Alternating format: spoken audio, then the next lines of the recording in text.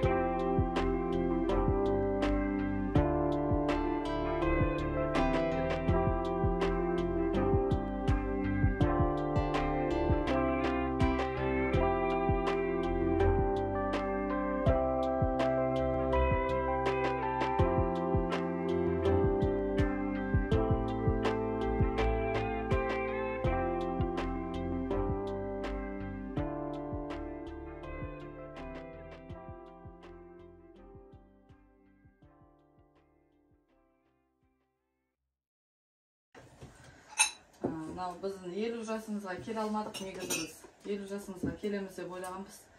Өлең дайындап, тақпағымыз дайындаймыз деп сөйтіп дайындап келгенбіз, негізі ше. Билет болмады, жұмысына жіберген жоқ Мерейді. Сонымен Мерейдің сыйлығы өзі табыстайды, мен өлеңімді оқып бердім. Бүгінгі күн керемет байқағанға, не жетсін туғаныңмен тойлағанға. Жақсылықты бөліссек көбейер деп, келіп қалдық міне біз той-думанға. Күлімдеп күн нұрындай жүріңіз сіз, жарқын жүз жарасады сіздей жанға. Қызық шаттық жақсылықты көріңізде, жұртшылықтың алғысын теріңіз тек. Төрт төбе, төрт балаңыз өсіп өніп, немере шөберлеріңіз болсын жүз көп. Сол мен сіздің туған күніңізге осындай не? Өлең жолдары. Алтыныңыз.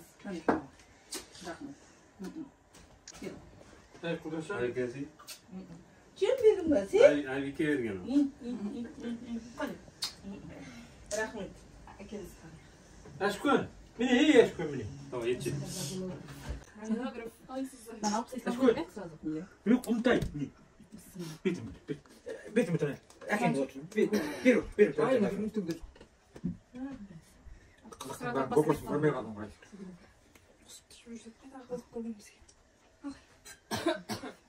Ал, құтты болсын. Рахмет.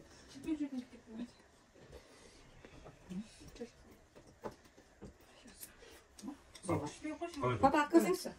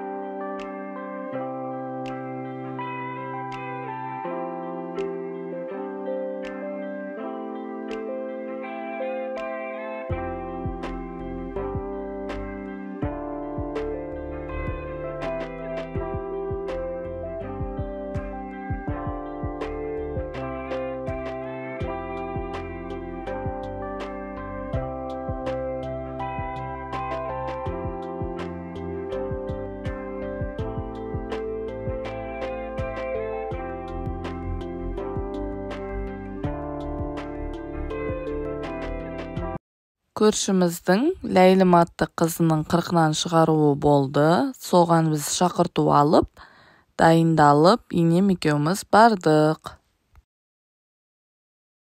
Атаулы күнге өте жоғары деңгейде дайындалған екен, және бірден етті тарту етті, еттің батасын да берді.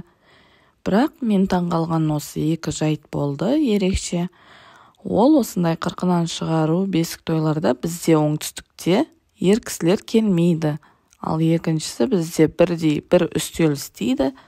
Сонымен ғана шығарып салады, ал бұл жақта бірінші үстел еттің үстелі болады екен. Одан ет табақтарын алғаннан кейін барып қонақтар қолдарын жуып, біраз аяқтарын жазып, демалып, одан шайдың үстеліне келіп жайғасады екен. Әр өңірдің салты басқа болғанымен, бәріміздің бойымыздағы бір қасиетіміз ұқсас екен. Ол қонақжайлылық.